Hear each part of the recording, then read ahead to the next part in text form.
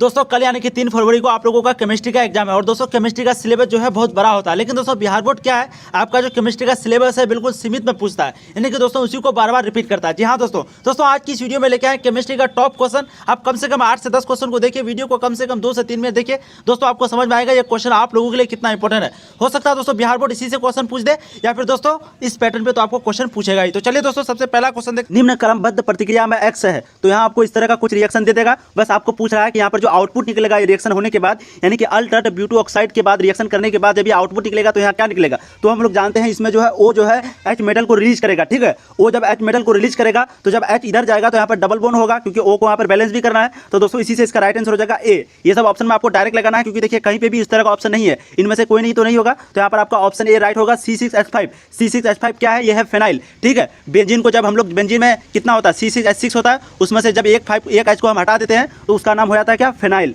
तो यहाँ पर क्या ये फेनाइल जुड़ा हुआ है, और जब भी ये फेनाइल जुड़ा हुआ रहे तो वो जो है ओ जो है वहाँ पर एच को रिलीज कर देगा। तो आपका राइट आंसर क्या होगा, राइट आंसर आपका होगा ऑप्शन ए। ठीक है, C6H5 bond C11O bond CH3। अब नेक्स्ट क्वेश्चन देखिए, क्वेश्चन नंबर 2। वीडियो को ज़्यादा लंबा नहीं बनाऊंगा मैं, क्योंकि सबको देखना है, समय आप लोग थोड़ा सा दीजिए। नेक्स्ट क्वेश्चन देखिए, LiAlH4 लिथियम एल्युमिनियम H4 द्वारा इनमें से कौन अवकृत नहीं होगा। तो यहाँ पर जो इतना ऑप्शन आपका दिया हुआ है ये सब में से कौन सा आपका अवकृत नहीं होगा, यानी कि which will be not reduce by LiAlH4। तो दोस्तों इसका मैं आपको शॉर्टकट ट्रिक बताता हूँ। जैसे ही आपका क्वेश्चन में आएगा आपको डी लगाना है। अब डी यहाँ पर क्यों लगाना है, क्योंकि देखिए LiAlH4 जब भी आएगा, ठीक है, तो वहाँ पर जो है इस तरह का बेंजीन होना ही चाहिए, मतलब बेंजीन का स्ट्रक्चर होना ही चाहिए। आप यहाँ पर देखिए कहीं पे भी बेंजीन नहीं है, तो इसका दोस्तों आपको डायरेक्ट आंसर लगाना है 2 का डी। ठीक है, LiAlH4 कभी भी आए, लिथियम एल्युमिनियम हाइड्रोजन यानी कि H4 जब भी आए डायरेक्ट आपको आंसर डी लगा देना है। ठीक है, अब नेक्स्ट क्वेश्चन देखिए, क्वेश्चन नंबर 3 आपका। एक कार्बनिक यौगिक विक्टर मेयर जांच में खून के जैसा लाल रंग उत्पन्न करता है। जब यौगिक को कॉपर नली से 300 डिग्री सेल्सियस पर प्रवाहित किया जाता है तो उत्पन्न यौगिक है। An organic compound gives blood red coloration with Victor Meyer test. फिर आगे देखिए, when this compound vapour is passed through Q tube at 300 degree Celsius produces. तो यहाँ पर आपको कह रहा है कोई कार्बनिक यौगिक है, ठीक है, विक्टर मेयर जांच करने के लिए खून जैसा लाल रंग उत्पन्न करता है। ठीक है, अब इस यौगिक को कॉपर नली में जब उसको प्रवाहित करता है, यानी कि पास करता है थ्रू कितना डिग्री सेल्सियस, टेम्परेचर कितना है 300 डिग्री पर, तब उत्पन्न यौगिक यानी कि उस यौगिक को क्या कहते हैं जब इसमें उत्पन्न होता है। ये क्वेश्चन देखिए इंपॉर्टेंट है, बस आपको इसका स्क्रीनशॉट ले लेना। ठीक है, तो इसका राइट आंसर होगा आपका एल्डिहाइड। सॉरी यहाँ पर गलत टाइप हो गया, ये है एल्डिहाइड। ठीक है, यहाँ पर देखिए एल्डिहाइड आपका राइट आंसर होगा। तो क्या उत्पन्न करेगा यौगिक, यानी कि कौन सा यौगिक उत्पन्न करेगा, एल्डिहाइड। अब नेक्स्ट क्वेश्चन देखिए, क्वेश्चन नंबर 4 आपका। यहाँ पर एक बेंजीन दिया हुआ है जिसके साथ CH3 जुड़ा हुआ है, और यहाँ पर आपको CH3Cl यहाँ पर रिएजेंट दिया हुआ है। अब आपको यहाँ पर पूछ रहा है कि एक्स क्या होगा, यानी कि फाइंड एक्स। ठीक है, यानी कि जब यहाँ रिएक्शन करेंगे तो यहाँ पर क्या रिएक्ट बनेगा, यही आपको पूछ रहा है। तो दोस्तों 4 का जो है राइट आंसर हो जाएगा वो है ए। अब ये कैसे होगा, आप लोग को कैसे याद रखना है, तो देखिए सिंपली आपको याद रखना है, यहाँ पर ज्यादा इसमें रिएक्शन वाला कौन सा है, देखिए CH3 है। CH3 जब इसके साथ जुड़ जाएगा तो CH3 यहाँ पर जुड़ने के बाद फिर आप लोगों को ये भी याद रखना है कि आमने सामने जुड़ेगा। जब भी CH3 आ जाए और ये रिएजेंट आ जाए तो ये जो है हमेशा आमने सामने जुड़ेगा, ये आप लोग को ध्यान रखना है।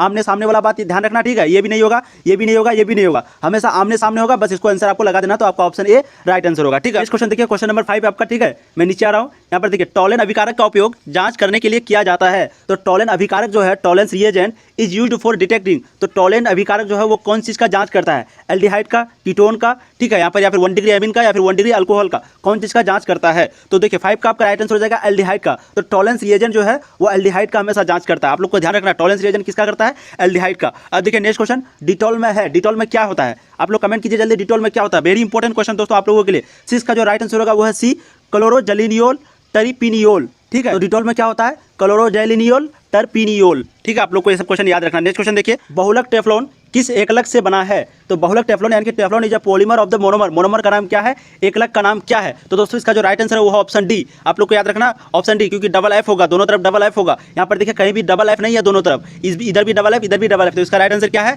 Option D. अब नेक्स्ट क्वेश्चन देखिए, क्वेश्चन नंबर आपका 8 है। R बॉन्ड NH2 में जब हम लोग इस रिएजन को देंगे, इस रिएजन की उपस्थिति में हीट करेंगे तो क्या बनेगा। ये आपको पूछ रहा है कि यहाँ पर जब इस रिएजेंट के उपस्थिति में जब हम लोग हीट करेंगे इसको तो आपका क्या बनेगा। तो दोस्तों 8 का आपका राइट आंसर हो जाएगा सी। आप यहाँ पर देखिए R bond and C, R bond and C, क्योंकि यहाँ पर सी जो है वो एच को हटा देगा और सी यहाँ पर जुड़ जाएगा। तो इसका राइट आंसर क्या होगा, सी आपका राइट आंसर होगा। अब नेक्स्ट क्वेश्चन देखिए, क्वेश्चन नंबर 9 आपका।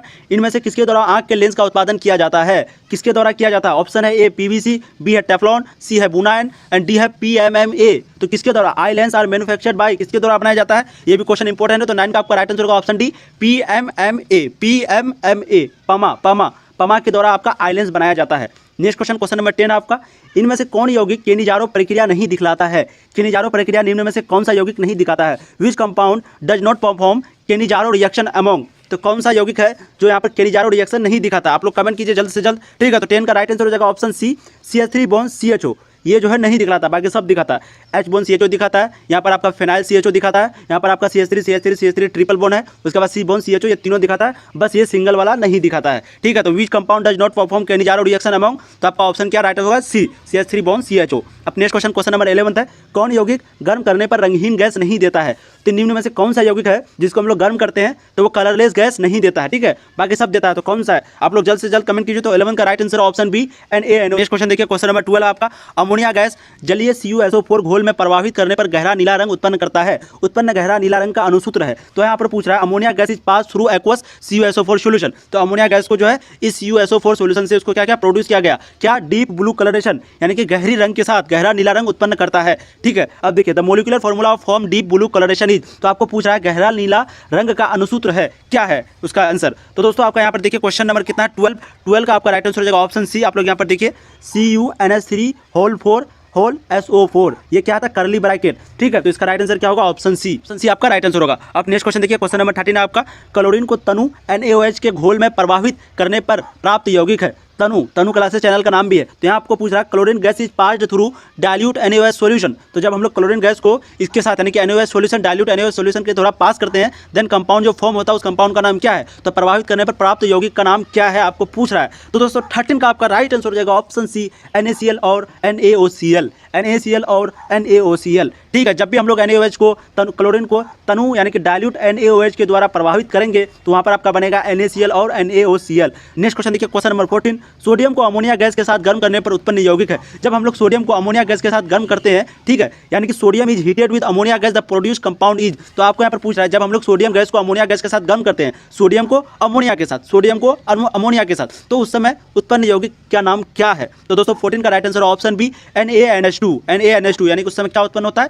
NaNH2। अब नेक्स्ट क्वेश्चन देखिए, क्वेश्चन नंबर 15 है आपका, P4O6 अणु में कितने P बॉन्ड O बंधन एवं इलेक्ट्रॉन का निर्जन जोड़ी क्रमशः है? देखिए ये सब क्वेश्चन में आप लोग क्या करते हैं? तुक्का लगा करके जो सो आंसर दे देते हैं। आप लोग को तुक्का नहीं लगाना। देखिए बिहार बोर्ड में जब भी क्वेश्चन आएगा सेम टू सेम इसी तरह छाप देगा। अगर ये क्वेश्चन आएगा ना सेम इसी तरह, बस किसी क्वेश्चन का आपको जो ऑप्शन भी याद रखना होगा। तो दोस्तों 15 का राइट आंसर हो जाएगा आपका ऑप्शन सी, 12, 16,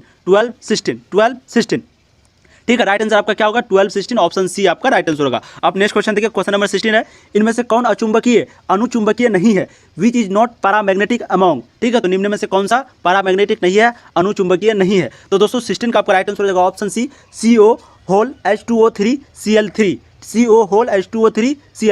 ठीक है। आप लोग को याद रखना है कौन सा है? Option C. Next question, question number 17 आपका, जल धातुकर्म विधि द्वारा धातु का निष्कर्षण आधारित है। यहाँ आपको पूछ रहा है hydrometallurgical process of extraction of metal is based on. तो जल धातुकर्म विधि द्वारा धातु का निष्कर्षण आधारित है, तो किस पर आधारित है आपको यहाँ पर पूछ रहा है। तो दोस्तों 17 का राइट आंसर हो जाएगा आपका जटिल यौगिक बनाकर, ठीक है। ऑप्शन ए राइट आंसर होगा, जटिल यौगिक, यहाँ पर ए है, ठीक है, सॉरी, कॉम्प्लेक्स फॉर्मेशन, ठीक है। तो कॉम्प्लेक्स फॉर्मेशन यानी कि जटिल यौगिक बनाकर जो है जल धातुकर्म विधि द्वारा धातु का निष्कर्षण आधारित है। अब नेक्स्ट क्वेश्चन, क्वेश्चन नंबर 18 आपका, FeCO5 में परसंकरण है, FeCO5 में परसंकरण है, तो क्या है? तो दोस्तों 18 का आपका राइट आंसर हो जाएगा ऑप्शन बी, sp3d। अगर इस तरह का ऑब्जेक्टिव का सॉल्यूशन आप चाहते हो तो आप लोग कमेंट कीजिए, मैं नेक्स्ट वीडियो में आप लोग को बता दूंगा, क्योंकि हर बार इस तरह का क्वेश्चन एक रहता ही है, एक ऑब्जेक्टिव आपका इस तरह रहेगा ही, ठीक है। तो FeCO5 में परसंकरण है, यानी कि आपको पूछ रहा है हाइब्रिडाइजेशन इन इतना में, क्या होगा आपका? ऑप्शन बी होगा, sp3d। अब नेक्स्ट क्वेश्चन देखिए, क्वेश्चन नंबर 19 है आपका, 1 ग्राम धातु आयन जिसका है M2+ 1.81 × 10⁻22 इलेक्ट्रॉन द्वारा डिस्चार्ज होता है, तो धातु का परमाणु भार क्या है? 1 gram metal ion M2+ was discharged by the passes of 1.81 × 10⁻22 electrons, what is the atomic weight of a metal? तो आपको पूछा परमाणु भार क्या होगा? तो दोस्तों 19 का आपका राइट आंसर हो जाएगा ऑप्शन सी, 66.7 आपका राइट आंसर हो जाएगा।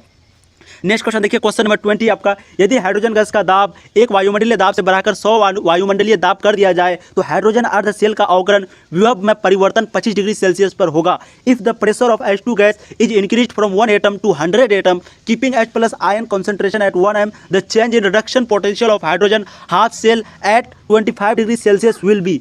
तो आपको पूछ रहा है 20 का दोस्तों राइट आंसर हो जाएगा आपका, देखिए ऑप्शन ए, 0.059 वोल्ट। ये क्वेश्चन जरूरी नहीं पूछेगा, लेकिन आप लोग को स्क्रीनशॉट ले लेना, पूछ सकता है। अब नेक्स्ट क्वेश्चन देखिए, क्वेश्चन नंबर 21 आपका, प्रतिक्रिया के प्रथम कोटि में किसी प्रतिकारक का सांद्रण 0.18 एम से 0.4 एम होने से 15 मिनट लगता है, उसी प्रतिक्रिया में प्रतिकारक का सांद्रण 0.1 एम से 0.025 एम होने में कितना समय लगेगा। ठीक है, तो आपको पूछ रहा है in the first order reaction the concentration of the reactant decrease from 0.8 to 0.4 M, तो घट जाता है कितना 0.8 से 0.4 एम में, कितना टाइम में 15 मिनट्स में। Then the time taken for the concentration to change from 0.1 M to 0.025 M, तो इतना इसको 0.1 एम यानी कि मोलर से 0.025 मोलर में चेंज होने में कितना टाइम लगेगा कंसंट्रेशन को। तो दोस्तों 21 का आपका राइट आंसर ऑप्शन है 30 मिनट, क्या है आधे घंटे यानी कि 30 मिनट का टाइम लगेगा। ठीक है, कभी कभी क्वेश्चन जो है सेम टू सेम पूछ देता है, बस आप लोगों को थोड़ा सा वैल्यू वगैरह याद रहना चाहिए और ऑप्शन याद रहना चाहिए, क्योंकि वहाँ पर आपको टाइम ज़्यादा नहीं मिलेगा। ठीक है, इसलिए आप लोग जो है तुरंत याद कर लीजिए सबको, ऑब्जेक्टिव को भी ऑप्शन को भी याद रखिएगा। ठीक है, नेक्स्ट क्वेश्चन देखिए, क्वेश्चन नंबर 22 है आपका, कौन सा ग्राफ प्रतिक्रिया Ag गैस में है Bb गैस में कि शून्य कोटि प्रतिक्रिया का प्रदर्शित करता है, तो which graph represent zero order reaction. दोस्तों ये क्वेश्चन तो रहेगा ही, 100% रहेगा, समझ लीजिए आउट। ठीक है, देखिए चाहे तो जीरो ऑर्डर रिएक्शन या फिर आपका फर्स्ट ऑर्डर रिएक्शन, ये दोनों में से एक क्वेश्चन तो आपका रहने ही वाला है, तो आप लोग याद रख लीजिएगा। 22 का दोस्तों राइट आंसर आपका जो होगा वो है डी 3/4 ए। ठीक है, ये आपका राइट आंसर होगा। देखिए कांस्टेंट है और यहाँ पर देख लीजिए वैल्यू, यहाँ पर वैल्यू देख लीजिए, आप लोग मिला लीजिए, ये वैल्यू दोनों मिला लीजिए, इसका राइट आंसर आपका डी होगा। अब नेक्स्ट क्वेश्चन देखिए, क्वेश्चन नंबर 23 आपका, वीडियो थोड़ा लंबी बन रही है।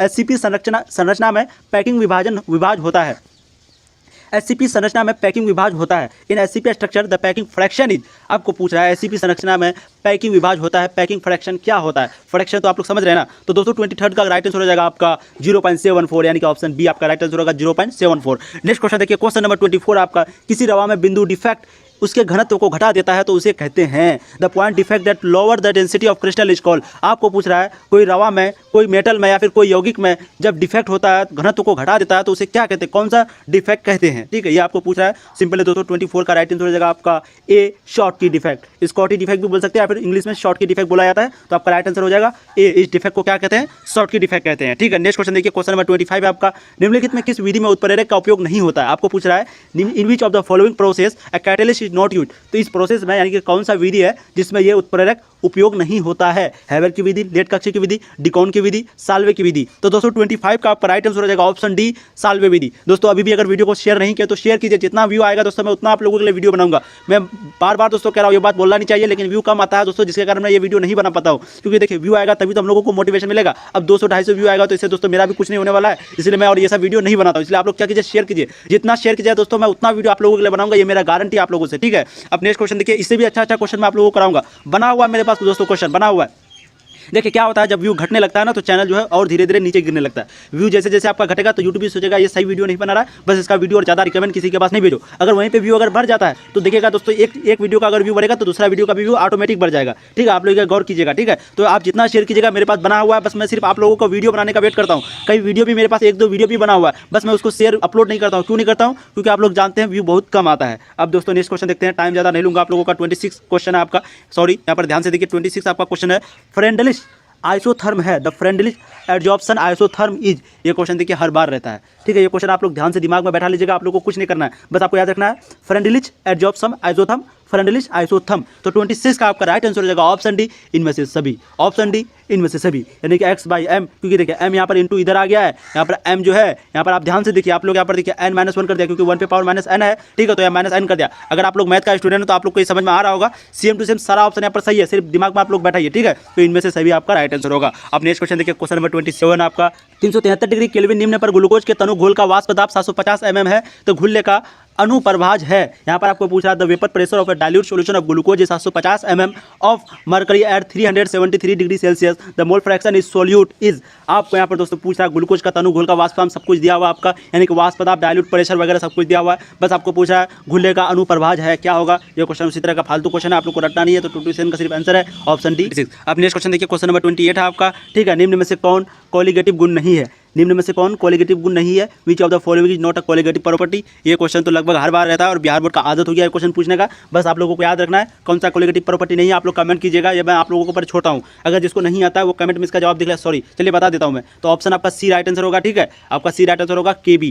केबी कभी कभी इसमें दे देता है, कभी कभी वैल्यू में आपका दे देगा कि निम्न में से कौन सा कोलिगेटिव प्रॉपर्टी नहीं है। ठीक है, तो इसका राइट आंसर क्या है आपका ऑप्शन सी। और हारी दोस्तों, अगर चैनल पर पहली बार आए तो चैनल को सब्सक्राइब कर लीजिए, क्योंकि आपका जब तक एग्जाम होता है तब तक आपको यहाँ पर तैयारी कराई जाएगी और दोस्तों आंसर की आपको सबसे पहले मिलेगा, लेकिन सही आंसर के साथ। अब ऐसा नहीं कि दोस्तों कि एग्जाम खत्म होने के बाद तुरंत अपलोड नहीं करता हूँ, 2-3 घंटा बात करता हूँ, लेकिन दोस्तों सही आंसर के साथ। दोस्तों हम लोग सही करते हैं, फिर भी कुछ ना कुछ क्वेश्चन गलत ही होता है, ठीक है। अगर दोस्तों यहाँ पर आपको इस वीडियो में कोई ऑप्शन कोई क्वेश्चन गलत लगा हो तो आप लोग सिंपली कमेंट कीजिए, जिसको कंफर्म आता है, ठीक है। और दोस्तों जिसको नहीं आता आप लोग कमेंट जाके जरूर देख लीजिए, वहाँ पर कोई ऑप्शन अगर गलत हो, कोई क्वेश्चन गलत हो, तो आप लोग को समझ में आएगा कि ये क्वेश्चन गलत है, हम लोग गलत पर रहते हैं, ठीक है दोस्तों। इसलिए आप लोग कमेंट कीजिए अगर कोई क्वेश्चन गलत हो तो।